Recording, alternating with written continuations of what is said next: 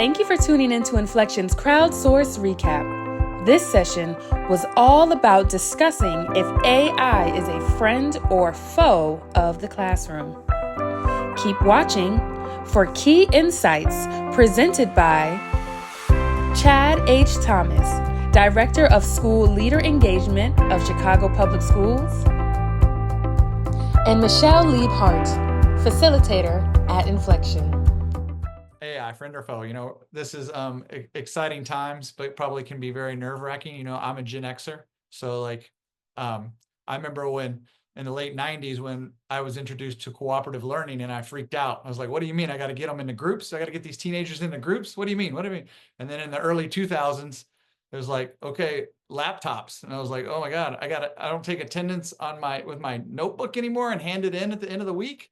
So, as an educator, we all have experienced these iterations of something. And I think educators are people that are the people that pivot the best in our society because they're always having to think a little bit further ahead than most people in any regard to something new.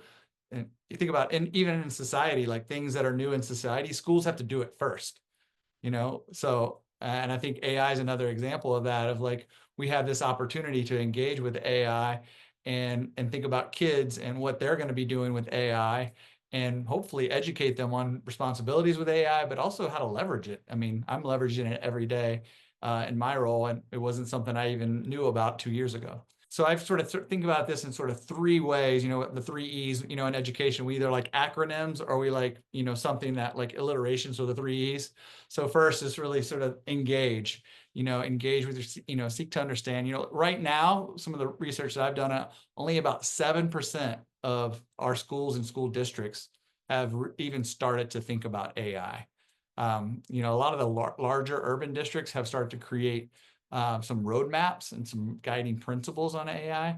But right now is really that time to start engaging with your stakeholders, whether I know some of you are superintendents on the call and you also are coaches, or you might be a school leader, but really just starting to have those conversations because whether we like it or not, this is coming for us. But right now, we're really in that engagement process of like kind of, talking to people about what their beliefs are, what their biases are, how they're integrating it, whether it's the students or your staff or community or parents, just asking them, are you using AI in your daily life? Are you using AI at home? Are you using AI in the classroom? Kids are probably using it and their teachers think they're not. Or vice versa, the teachers are using it and the kids think they're not. So it's really just about this first E is just really, you got to start the engagement. And the engagement is start a small pilot team, start talking to the people you trust the most, or start a steering committee. Just get started talking about it with people. If you normalize something that's different, it'll start to feel like something you can take on. And the next E is embrace. AI is not something, as much as we think robots are coming and, we see them on TV, we're a little ways from the AI robots living in our daily lives. And in the same way with teachers, like, it's not going to replace a teacher. You need that human element. You need that human connection. But, my school, we were really into personalized learning, and the roots of personalized learning for me started because I had an IEP growing up. I was a special education kid. And I was like, oh my God, someone finally understands me as a person, as a whole human being. They know my reading levels, my math levels. They know what my interests are. They know what my goals are. And so we became a personalized learning school because we just felt that every kid deserves an IEP. And AI can become a tool that can create an IEP for every kid in your school. It can create personalized learning plans. It can increase in student engagement. Because it does lots of things a lot faster than a human could ever do. I mean, most of us were teachers, and in September, sort of the month you get to know the kids, you ask them all these questions and find out what basketball team they're into and all this sort of stuff. You can collect all that stuff and all of these assessments about kids in the early days of a classroom and really leverage AI as a tool to save you time later. And then the last E here is really, we have to also think about the ethical responsibilities around this and around the biases that AI might produce. Is it fully reliable? Because you can punch some things in there sometimes and be like, what did it just put back? And the ethical, implications of plagiarism and kids copying work. I think just with AI, we have to figure out, okay, what are their hacks? How are they going to use it? And then we have to like catch them doing it and then leverage it in the right way. It does take critical thinking. You're exactly right. So, these are all the things. And I think if you just really start with the 3 E's, it'll kind of rip the Band-Aid off and expose your community to like, kind of like, okay, it's real simple. We just need to start talking about it. Just let's embrace it and start looking at it together. And then let's just like start to explore what the possibilities and the responsibilities are. So this is kind of the latest and greatest of all the stuff that's coming out. I mean, this stuff is already like, this is stuff that just came out in January around AI. So hit the one that says culturally responsive content generation. We always hear this, culturally responsive, culturally responsive. So you dig in here, you click here, and then it gives you all the different tools that can support this. So then you can go to these different websites that have already done the work on culturally responsive content for you. And if you look at the top, scroll back up, if you look at the top right, it kind of gives you a little mini case study. In a high school math, let me put my glasses on. In a high school math class, students use AI adapted lessons to examine real world data sets on racial profiling in their neighborhoods and applying statistics to analyze issues of justice and injustice. So automatically, this AI tool will get you into that space where kids can pull that level of data in a math room to make it culturally relevant for the classroom that they're in. You know, how do we get to the point with our staff to use these tools? Ultimately, the best approach here is just the good old-fashioned plan, do, study, act, right? In education, we often are hit with new initiatives. We're often hit with new ideas, new things that our district might want us to do, our parents might want to do, whoever it may be. And what it boils down to is that we have to start to create professional learning cycles around AI. It's the only way our teachers are going to get that fear off, and they're going to start to embrace this new reality. Because it's coming. I mean, it's just every day this new things are being added.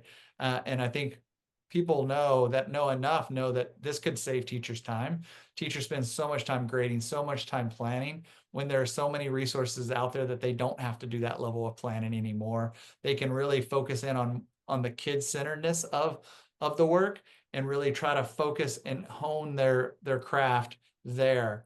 But the only way we're going to get that accomplished is through this professional learning cycle that you see. And I know that Portico uses this, and Inflection Coaching uses this cycle.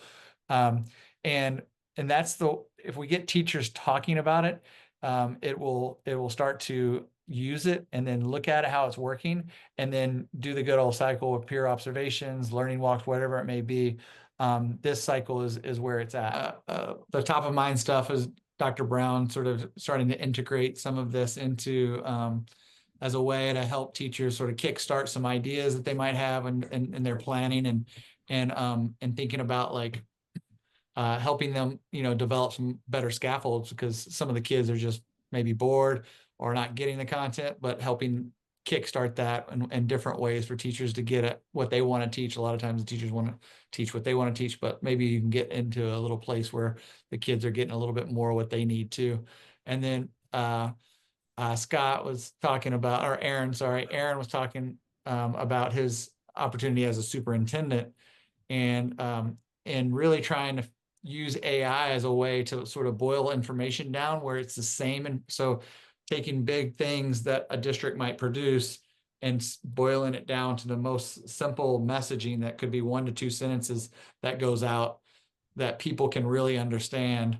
And so instead of all the different messages going out to different people for different things, and then everybody doing the telephone game, it's really, you can streamline information so everybody's getting the exact same information in the exact same way.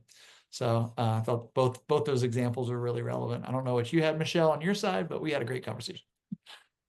Also some great conversations. I think the group I was in, we have some folks who are pretty skilled and advanced users. So Raquel shared actually doing little mini workshops to support other teachers in engaging more deeply in AI themselves. And I think that a point that she made that was very, very helpful is meeting people where they're at with things that save time. So if you can help someone see the benefit of getting their time back, they're going to buy in and want to use AI a little bit more. And I think from Cesar, we heard kind of a very similar piece of feedback on the other side where he got information from the folks that are really digging in deep, but then are sharing back ways to use it. So I like that framing of finding the thing that is valuable to folks and letting it be a little bit organic. It doesn't have to be a structured rollout. It can be something where people find their value and explore and learn by doing. Thanks for watching. For more resources on how to integrate AI within your school community, visit portico.inflection.org and be sure to keep an eye out for our next crowdsource.